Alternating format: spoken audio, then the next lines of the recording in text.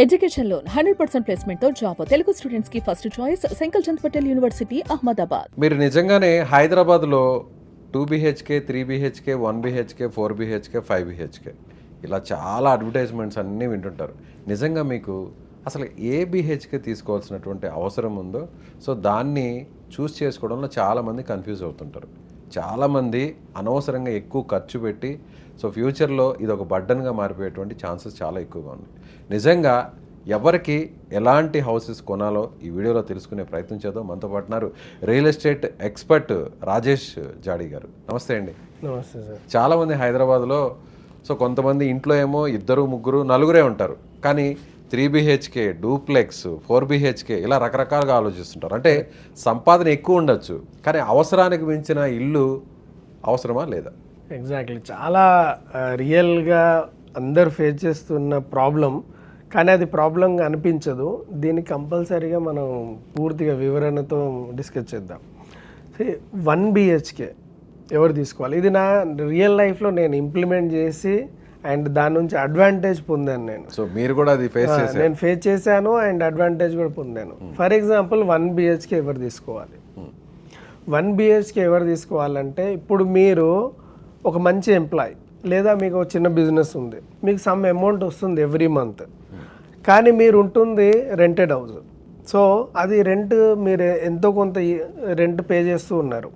మీరు అక్కడ ఏం ఆలోచించాలంటే, మీరు ఎంతో కొంత సేవ్ చేసిన అమౌంట్ ఏదైతే ఉందో ఆ అమౌంట్తో పాటు మీ ఏదైతే రెంట్ పే చేస్తున్నారో ఆ రెంట్ అమౌంట్కి ఈక్వల్గానే ఈఎంఐ అవుతే అప్పుడు ఏమవుతుంది, మీ దగ్గర ఉన్న ఒక లిటిల్ బిట్ సేవింగ్ ప్లస్ మీ యొక్క ఈఎంఐ అంటే ఏదైతే రెంట్ మీరు ఇప్పుడు పే చేస్తున్నారో అవి రెండు మ్యాచ్ అయ్యేసరికి మీకు ఏమవుతుంది, మీకంటూ ఒక ప్రాపర్టీ వస్తుంది.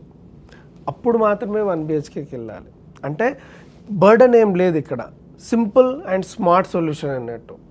సో ఇది నేను నా రియల్ లైఫ్లో ఇంప్లిమెంట్ చేసి, సో అప్పుడప్పుడే జాబ్ వచ్చినప్పుడు మన దగ్గర అమౌంట్ ఎక్కువ ఉండదు, శాలరీలు ఎక్కువ లేనప్పుడు, లేదా మనం ఒకరే ఉన్నాం ఏదో పీజీలలో ఉంటున్నాం, కానీ ఇక్కడ మనకి దగ్గరలో ప్రాపర్టీ కనిపిస్తుంది, చాలా తక్కువ అమౌంట్కి వస్తుంది ఇప్పుడు, అండ్ అన్ని వసతులు కూడా ఉన్నాయి అనుకున్నప్పుడు 1 BHK వెళ్ళడం చాలా ఉత్తమం.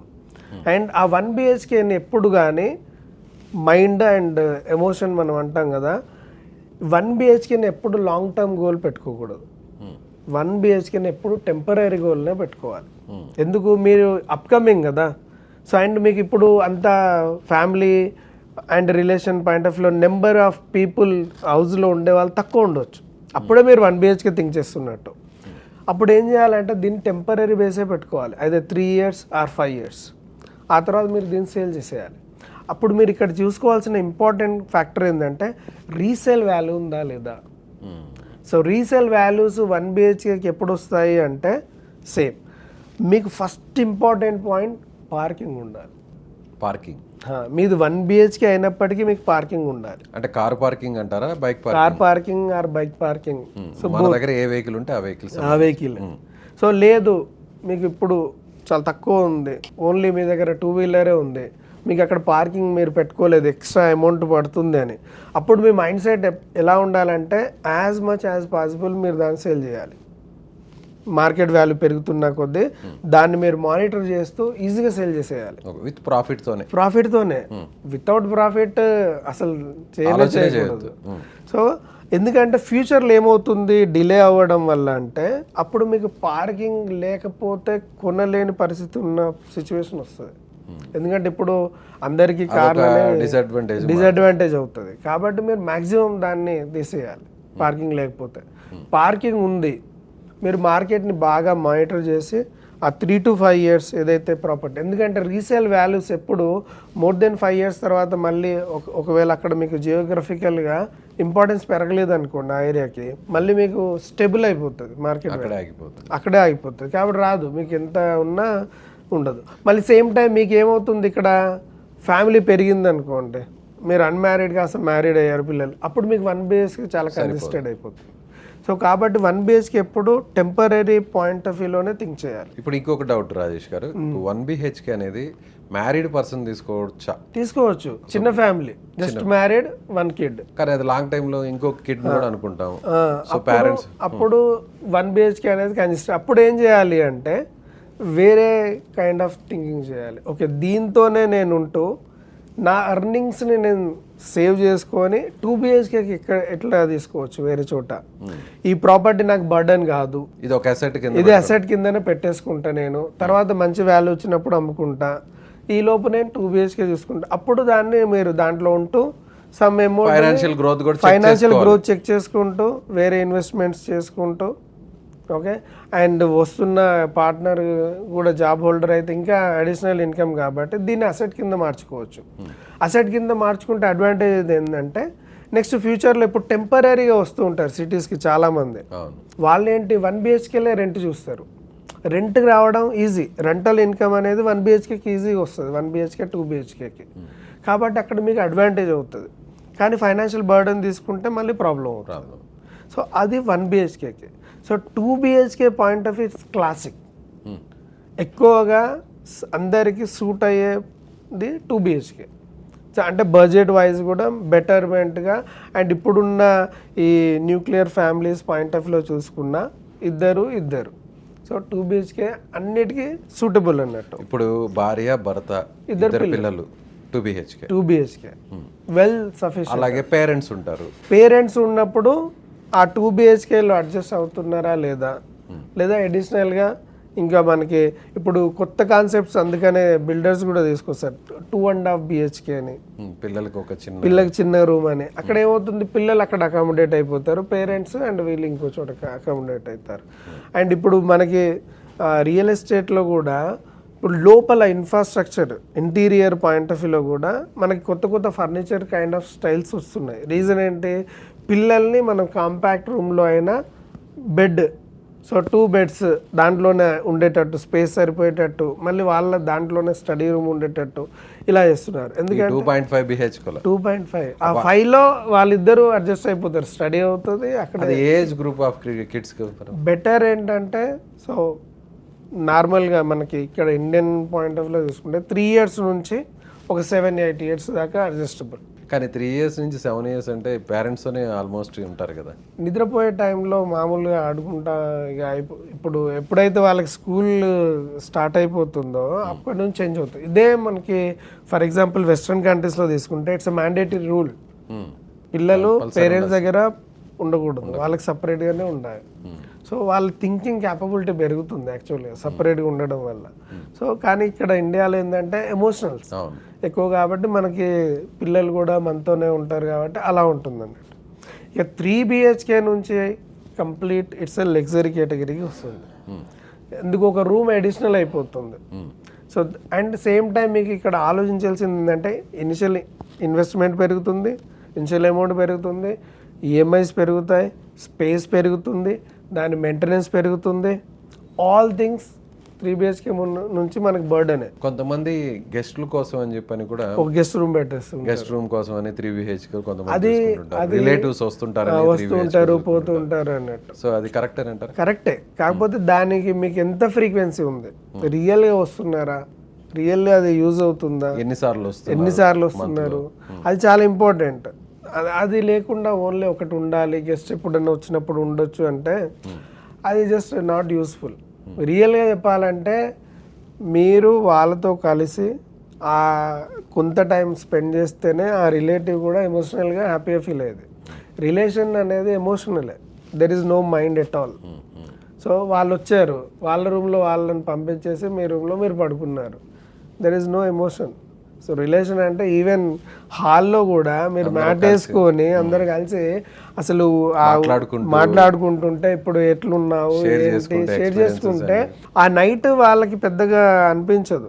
ఒకవేళ వాళ్ళంతా లేదు, రియల్గానే చాలా ఫ్రీక్వెంట్గా వస్తూ ఉంటారు, వాళ్ళకు ఉండాలి ప్రైవసీ, అవే ఉన్నప్పుడే కావాలి. కానీ అదే సో ఇప్పుడు రియల్ ఎస్టేట్లో బేసికల్ థింగ్స్ అందరు చేసే మిస్టేక్స్ ఇదే, ఎమోషనల్ థింగ్స్ ఎక్కువ. తర్వాత ఏమవుతుందంటే ఆ రూమ్ని మెయింటైన్ చేయడానికి కూడా ఇబ్బందిగా అనిపిస్తూ ఉంటుంది. అప్పుడు అనిపిస్తుంది ఎందుకు తీసుకున్నామా టూ బిహెచ్కే తీసుకుంటే బాగుండేది, ఎందుకంటే ఆ సెపరేట్ రూమ్ని రెంట్కి కూడా ఇవ్వలేము ఇక్కడ. పరిస్థితి. మనకి ఎయిర్ బిన్బి వైజ్ కూడా ఇక్కడ మనం అంతా అట్లా ప్రైవసీ పాయింట్ ఆఫ్ లో వేరే వాళ్ళకి రెంటెడ్ ఇవ్వం. కొన్ని చోట్ల అయితే స్టోర్ రూమ్ గా వాడేస్తాం. స్టోర్ రూమే మాక్సిమం స్టోర్ రూమే, కొన్ని చోట్ల కాదు. మాక్సిమం 72 to 80% ఎవరైతే ఇలా తీసుకుంటారో ఆ రూమ్ పనికిరాదు. అది జస్ట్ బిగినింగ్లోనే అంతే. సో అలా కానప్పుడు అప్పుడు మీరు దానికంటే ఇంకా బెటర్ ఆప్షన్స్ స్పేషియస్ 2 BHK తీసుకోవచ్చు. అదే 3 BHKకి వెళ్ళే బదులు 2 BHK తీసుకోవచ్చు. సో అది మనం క్యాల్కులేట్ చేసుకోవాలి. ఓకే, ఇక 4 BHKకి luxury. So you have to show the status in the society. So ఆ 4 BHK కావాలి నాకు, రెగ్యులర్ మీటింగ్స్ అవుతూ ఉంటాయి, పీపుల్ వస్తూ ఉంటారు. బిజినెస్ కేటగిరీకి వెళ్ళిన వాళ్ళే 4 BHK బెటర్. పెద్ద ఫ్యామిలీస్ కలిసి ఉండేవాళ్ళు, ఇటు ఫాదర్ సైడ్, అటు ఇన్లా సైడ్, ఇంకా బ్రదర్స్, అలా ఉన్నప్పుడు 4 BHK 5 BHKకి వెళ్ళొచ్చు. ఎందుకు, అక్కడ షేర్ అవుతుంది కదా. షేర్ అవుతుంది, ఎగ్జాక్ట్లీ, అది షేరింగ్ అవుతుంది, ఈఎంఐ షేర్ అవుతుంది. సో మనం వాడుతున్న కార్స్ కానీ అవన్నీ షేర్ అవుతాయి. అప్పుడు 4-5 BHK అనేది కంఫర్ట్. అప్పుడు ఏంటంటే ఓల్డెన్ ప్యాటర్న్లో ఉన్న ఉమ్మడి కుటుంబాన్ని మనం అడ్వాన్స్ రూపంలో యూటిలైజ్ చేసుకొని మన ఎమోషన్స్, బంధాలు అన్నీ మ్యాచ్ అవుతున్నాయి. అది గుడ్, వెరీ గుడ్. కానీ అక్కడ ఒక చిన్న ప్రాబ్లమ్స్ ఉన్నాయి. అక్కడ ఏం చిన్న ప్రాబ్లమ్స్ ఉన్నాయంటే ప్రాపర్టీ వైజ్ ప్రాబ్లమ్స్ లేకపోయినా ego wise, emotional wise, bonding wise problems ఫ్యూచర్లో వచ్చే ఛాన్సెస్ ఉంటాయి. కాబట్టి అది మీరు ఓన్లీ రిలేషన్ పాయింట్ ఆఫ్ వ్యూలో, సో బ్రదర్ లేదా వాళ్ళ పిల్లలు కూడా ఉంటారు, ఆ పాయింట్ ఆఫ్ వ్యూలో తీసుకున్నప్పుడు సేమ్ మళ్ళీ మనం ఒకప్పుడు ఎలా అయితే ఇంట్లో ఒక యజమానిగా ఫాదర్ చెప్తే అందరు నడుచుకున్నారు, అలా ఉంటే అట్మాస్ఫియర్ అప్పుడే యూజ్ అవుతుంది. కానీ టు బీ హానెస్ట్ ఇప్పుడు ఎంతమంది ఉన్నారు? So very very less. And same time ఇప్పుడు తీసుకున్నారు, రేపు ఆల్ ఆఫ్ సడన్ మీకు జాబ్ ఇక్కడ నుంచి వేరే చోటికి వెళ్ళింది, అది మళ్ళీ మీకు లయబిలిటీ కిందనే మారిపోతుంది. ఒక పర్సన్ వెళ్ళిపోయాడు, దాన్ని మీరు వేరే వాళ్ళకి షేర్ చేయలేరు. సో ఇలాంటి ప్రాబ్లమ్స్ ఉంటాయి. ఓన్లీ లేదు మీరు ఒక మంచి బిజినెస్ పర్సన్, మీకు ప్రైవసీ కావాలి, మీరు ఒక్కొక్క యాక్టివిటీకి ఒక్కొక్క కైండ్ ఆఫ్ రూమ్ని వాడుకోవాలనుకుంటున్నారు, లేదా ఎప్పుడైనా ఎవరైనా గెస్ట్ వచ్చినప్పుడు మీ యొక్క ప్రొఫైల్ని, మీరు ప్రొఫైల్ని బాగా రిచ్గా చూపించాలనుకుంటున్నారు. బికాస్ ఆఫ్ దానివల్ల మీకు వేరే అడ్వాంటేజ్ ఉండొచ్చు బిజినెస్ పరంగా కానీ. ఎగ్జాక్ట్లీ. సో రిచ్ పీపుల్ ఎందుకు అంత హైఫైగా కట్టుకుంటారు ఇల్లు అంటే వాళ్ళు చూపించే ప్రతి దాని వల్ల వేరే రకంగా బెనిఫిట్ ఉంటుంది, 10 to 20 times బెనిఫిట్ ఉంటుంది కాబట్టి వాళ్ళు చూపించుకుంటారు. అంతేకాని మనం చేస్తున్న ఈ సాలరీస్ పాయింట్ ఆఫ్ వ్యూలో ఈఎంఐలు కట్టుకుంటూ షోప్ అనేది పనిచేయదు. సో ఎగ్జాక్ట్లీ మైండ్ గేమ్ ఆడితేనే మనకి రియల్ ఎస్టేట్లో అడ్వాంటేజెస్ ఉంటాయి. సో అలా మనం డిసైడ్ చేసుకోవాలి, మన శాలరీ బకెట్ ఎంత, మనం ఎంతమంది ఉంటాం, మెయింటెనెన్స్ ఎంత పెరుగుతుంది, ఆ కమ్యూనిటీనా లేకపోతే ఇండివిజువల్ అయితే ఎలాంటి రిస్క్లు వస్తాయి, ఎలక్ట్రిసిటీ కనెక్టివిటీ ఉందా, సో వాటర్ కనెక్టివిటీ ఉందా, రేపు వాటర్ ప్రాబ్లం వచ్చినప్పుడు మరి ఇంకా పెద్దది తీసుకున్నప్పుడు ఇంకా ఎక్కువ మంది ఉంటే ఇంకా చాలా ప్రాబ్లమ్స్. ఇవన్నిటిని మనం దృష్టిలో పెట్టుకొనే 1 BHK, 2 BHK, 3 BHK, 4 BHK, 5 BHK అనేది డిసైడ్ చేసుకోవాలి. Right sir, thank you so much. So ఇది రాజేష్ జాడీ గారు చెప్తున్నట్టుగా ఖచ్చితంగా చాలామంది చిన్న చిన్న మిస్టేక్స్ అనేవి చేస్తూ ఉంటారు. కాబట్టి ఇదే విషయాన్ని ఎవరైతే కొనుక్కోవాలనుకుంటున్నారో అది 1 BHK, 2 BHK, 3 BHK, 4 BHK and 5 BHK ఇలాంటి వాళ్ళు ముందుగా ఈ వీడియోని చూడండి. ఇందులో రాజేష్ గారు చెప్పినటువంటి ప్రతి పాయింట్ కూడా క్లియర్గా అబ్జర్వ్ చేయండి. ఇవన్నీ కూడా మీకు అప్లికేబుల్ అవుతున్నాయో లేదో 1కి 2 సార్లు చెక్ చేసుకున్నాక అప్పుడు డెసిషన్ తీసుకోండి. సో మీరేమనుకుంటున్నారు? రాజేష్ గారు చెప్పిన ప్రతి విషయాన్ని కూడా మీరు కూడా ఏకీభవిస్తున్నారా లేదా? అయితే కామెంట్ చేయండి.